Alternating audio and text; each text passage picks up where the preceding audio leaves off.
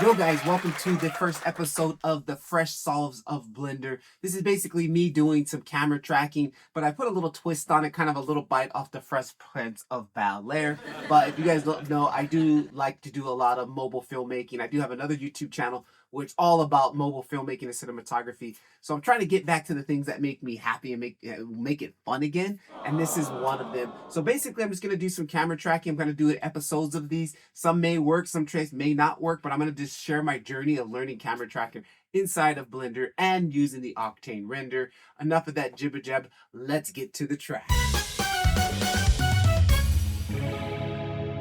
All right, guys, so basically this is what we're going to be trying to do here. We're going to go from tracking this box and full on camera tracking inside of Blender, and then I'll use Octane to bust out this quick little CG VFX that we'll put inside the cube. All right, so I got my footage in here. What I needed to do was my prefetch wasn't all the way prefetching, and the prefetch is basically loading that video into memory. I'm using EXR 32-bit or actually 16-bit EXR sequence, so I can just get a better playback in the viewport. So also I went to set frames, prefetch, and if your blue like bar is not far enough for your footage, you need to increase the memory. You go into preferences, and you'll come back down here to system, and then you'll see right here memory cache. I just like turned it up until it fills up my bars basically. So that's what I'm running right now. It's going to be dependent on your system. And let's just go ahead and pull this up because we don't need all that for right now. Let's gonna start dropping in some tracks here. And I kind of like, I purposely shot this with a little, I knew I needed to get some parallax. So I moved to the side. There's my parallax, right? I move up and down a little bit there. Just base it back and forth. So what I'm gonna do is, I know I'm gonna need, I'm gonna use the go-to, which is the affine. And let's just go ahead and hold down control. I'm gonna drop one tracker in here. And that's gonna be super tiny. It's gonna be probably too tiny. I'm gonna make that a little bit larger, something like that. Let me bring over my tracking window so we can see. Let me restart Blender. I should be seeing the result of my track. Let me go ahead and do a quick restart. In this case, instead of doing the EXRs, I'm gonna just load in the video and see if that works. I got here linear rec 2020 plate. Basically that's what we're gonna use. We're gonna open that up. Since it's my footage, we'll click on footage. I'm gonna go and put this to it's 2020, or no, I guess I'm not. Working space. I don't know. I'm just gonna choose one of these until it looks right. Linear rec 2020. There it is. Linear rec 2020 because I exported my footage out as linear rec 2020. All right, now let's quickly add in another track here to see if that's showing up. I'm gonna add a track right there. I'm gonna scale it up. Let's go to track. And it's not showing. I don't know what's going on with that yet, but see, I can still move it, but it's not visually showing. Let me do one other last thing. I'm just gonna load up a general file because I've been loading up the VFX one. Let's just load up a general file, and then I'm gonna go to motion tracking. Same thing here. All right, there it goes. Now it's working. I don't know what was going on with that, Blender. Right, there we go. Now we can see. Okay, so what I want to do is set up my default track that I want to use. I want to come back in here again, preset, prefetch, get that all set so it's locked in my frame range. And what I want to do is change my model location to affine, which is a combination of, there's going to be distortion, there's going to be perspective. Just switch it to affine, right? I'm going to go normalize. It's going to normalize the lighting on that. Let's go ahead and turn on my search bar too. There's my search bar. So this is looking like what I want my track to be. Correlation. We go into extra. I want it to be like 90% sure, basically 0.9. And once I've got that set, I'm gonna select that track. I'm gonna go copy from active track. So now it's gonna copy those settings. No, it's not. It just delete copy from active track. Right, that was my active track, 0.9. So now if I drop my next track, it should maintain all of that stuff. Okay, it did. Good, whatever. All right, cool. Now let's do it. Let's start track. I don't have a lot going on. I hope this is gonna work. We'll find out. That's the whole point of this, right? Is it going to track? I only got these 3 trackers, and the rest of the scene is kind of blah. Like we don't really have a lot of stuff. So let's jump in. First track, we're gonna put it right on this X here. That's looking hot right there. I'm gonna remove the blue channel because that's a lot of noise in the blue channel.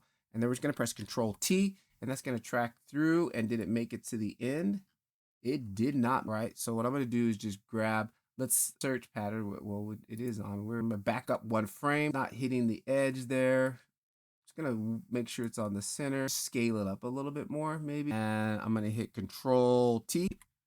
Now it gets all the way through. All right, cool. So let's go backwards now. Let's go ahead and grab another spot. I'm gonna grab this one, put it in there, kind of scale it up a little bit, something like that. Control Shift T track backwards. Ooh, that's solid. That makes it all the way through. And when I'm watching this, I'm kind of just watching here to make sure our X is not floating. You don't want that to be floating around too much. It should be stuck for it to be a good track. Let's repeat this. This one might get cut off. Hang on. Let me see. On the top there. No, the top one should probably hold. So let's put another one right there and try to get a dead center. All right, I like where that is. Control T makes it all the way through. Very good track. Let's grab this guy here. Really hard to see there. Eyeball this one. This one's really hard to see. All right, let's just do it. Control Shift T almost makes it to the end. I'm gonna back up one frame. I'm just gonna go and scale that tracker up a little bit. Control Shift T. Nope, doesn't help. Yeah, it's like super in the dark. Let's see, what could we do? Scale it up even a little bit more. And I'm just gonna manually track it backwards. I hit this right here, track backwards. It's gonna go one frame at a time. Yeah, it's still falling off. It's just losing it. It's too dark. Okay, so I'm just gonna end that there. That's just what we're gonna, that's not gonna be pretty solid track. Let's go here in the middle. All right, let's go Control T. Solid makes it all the way to the end. All right, let's come down here to this guy. Control Shift T makes it to the end. Fire. Yeah, these tracking markers, like whenever you got tracking markers, it's like you're saving yourself a lot of trouble. Where are we? We're going backwards? No, forward. Control T. Boom. Same thing here. Control Shift T. And it looks like we can get a little bit of here. We're going to put this one right here on the edge at this point right there. Control Shift, Control T. Solid. Let's get down here at the bottom. Let's see if we can get a point here. T makes it all the way through. Let's see if we can get another one. Control T. Fire, fire, fire. And let's see if we can get another one. Shift T. Boom. All right, so I got a lot of tracks all side in there. This thing right here has got to be tracked. Look at the high contrast. That is super high contrast. That is prime what we want to be. Right there, I'm going to press Control T. Look at that. Boom. All the way through. What else is high contrast that we can get out of this? Let's maybe get something here on this E. Let me scale it up just a little bit bigger. The bigger the track, the longer it's going to take to track. We'll kind of put that right. Control Shift T. Oh, that one fell off. We got a lot of glare because this is kind of a shiny. This is kind of like, it's got like a little bit of a glossy finish. So I figured that also scale that up a little bit. Control Shift T. Nope, she doesn't want to make it to the end. All right, let me back up. Let me maybe expand our search area. Control Shift T. Nope, still doesn't want to make it to the end. Let's make it even bigger. I'll probably bring this back down. Control Shift T. Nope, I'm not going to babysit, whatever. Let me do one. Let me go back to the front. Yeah, see how the difference, like how it's dull and then it's getting that glare right there. That glare is causing, it's not good. Like this ground surface is horrible track. But you know what? I think I might find something, this little like pimpled on my desk. See what we can get on this. Let me make Control T, and it got crazy. It got go until it got stable. Till it stayed pretty strong right there. I'm going to go and clear this path from there. So I'll just want the data up to. What else can we track in this? Okay, now I'm just going to do the brute force track. What I'm going to do is take all of my tracks. There's this new option here in 5, which I think is really cool right here. Custom color presets. I'm going to come in here and I'm going to give the new preset. I'm going to call them my track. Press this button, copy color to all selected tracks. Boom. All right, so those all have green. That means those are my tracks that I did. Now what we're going to do is just do the cram it. The cram it. And I'm going to go to detect feature. These ones are going to be a little bit less. I'm going to go 0.7 on the correlation. We're going to still keep a fine, normalize. Okay. Detect features again one more time so I can bring up this panel here. Hold down shift and I'm going to grab the threshold and I'm just going to crank it up to again. Then I'm going to go distance, see if we can cram a lot in there. Okay. Not that many. And then margin, I'm going to keep them off the edge of the frame because that's boo-boo. All right, here we go. Control T. I'm not expecting a lot of these to last. Okay, boom. And then what I'm going to do is give this one a different color. We'll just say whatever this is, far plane. Let's do the cram track again. Detect features. Control Shift backward. All right, good. We lost a lot. That's okay. I'm going to go like to frame 169. Deselect. Detect features. I'm going to press Control Shift T. Go backwards. And then we're going to go back to 169. We're going to track forward. All right, so we just basically polluted our track with all this junk. Now you can see like how bad this really looks. So what I'm going to do now is I'm just going to go through and just start deleting all this bad stuff. Like you can see there's a lot of tracks that are not even like close to the form.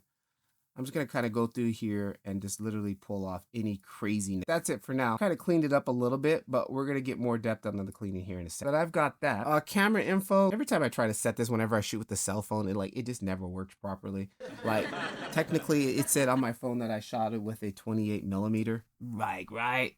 But then every time I solve it, like it kind of messes things up. So I will at least say, lens, we'll just throw it in there, 28. For what the hell, but mainly I don't even put any of that data unless I'm shooting them with my Canon.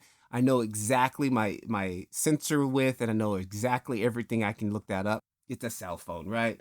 I used to come in here and the preset. I used to come in here. There used to be like an Apple or a Samsung preset. I haven't looked at these in years. See, they took those away. There used to be like cell phone presets in here, like Apple or Samsung, and I used to use those all the time, and those kind of worked out really nice. But I don't know why they took them away, and they added all these high-end cameras. Like somebody who's going to be using a Red Dragon Epi, I'm quite sure they're not going to be doing tracking inside a blender, right? But anyway, yeah, I'm just going to do what I normally do. The hell with it, right? All right, now save, because you know Blender likes to crash. All right, now that we got it saved, here we go. Let's go solve. Moment of truth. I'm gonna go to solve. I'm gonna turn out all three of these because I just do. Now, I get better results when I set the keyframe myself, but I will check one time with it. So I'm gonna go ahead and hit keyframe and let it do its thing. And then if it sucks, I'll just change it and do it my way. Let's just hit it. Boom. 24.02. Boo boo. That's not even close. Not even nothing that we want. Okay. So like I said, I just wanted to see what it was going to do. Now I'm going to uncheck this. And I'm just going to look for an area with the most parallax that's kind of happening. I think it's kind of going to be right. I kind of just look for these red and green things, these red and blue things to be like their longest. So I'm going to say right about 148. I'm going to round it off. 150 to about 180. All right. And then let's do the same thing. Let's save and then let's solve. Okay. Boom. 2.73. But then we did get an error down here. See console. What does it say? See console. Don't know. Anyways, we're moving on. All right. So our blue line is a little bit better. Looks like we got a massive spike in the beginning. And also, let me see where the footage starts. The footage starts on frame 1. Let's set that to frame 0. Maybe that's probably what we have. And solve motion. But already you saw the difference between us putting in the value. Now we're at 2.6 versus it had it as setting at 20 on auto. So that's why I kind of do my own keyframes. All right, so we're good. We're looking good now. I'm whatever that error. 2.6 is looking a lot more better. Now let's do some cleanup. Still got some serious issues going on, and we still got a lot of junk in our scene. Bring down this here. Let's clean up some of these tracks. First thing I like to do is come in here and let's go to where is it at? I want to go anything that has an error of over 10. Filter track. We have 53 tracks that have an error over 10. Delete those tracks. Save and then resolve. Ooh, that got us to an error of 0.37. I might just be done with it. I might just I'm done.